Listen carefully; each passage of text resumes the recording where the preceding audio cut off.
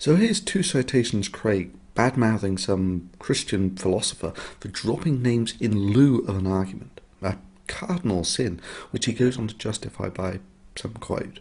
Now, Professor Ludemann is not a philosopher. He's a New Testament theologian. And his procedure here of merely dropping names of famous philosophers is sadly all too typical of theologians.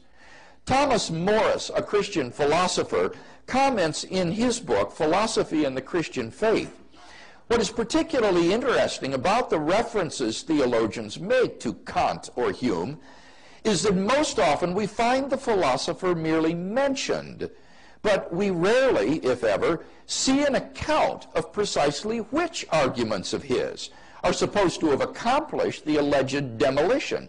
In fact, I must confess to never having seen in the writings of any contemporary theologian the exposition of a single argument from either Hume or Kant or any other historical figure for that matter, which comes anywhere near to demolishing historical Christian doctrine or theological realism.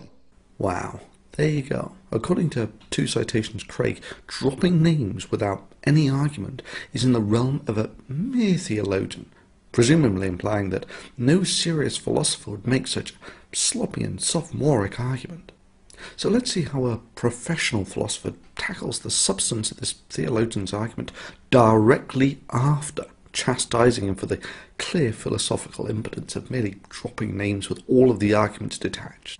Take it away, two citations. Or theological realism.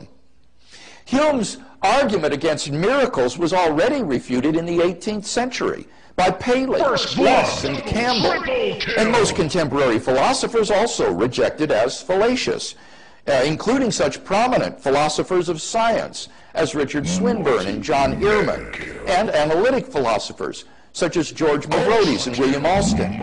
Even the atheist philosopher Antony Flew. Holy shit.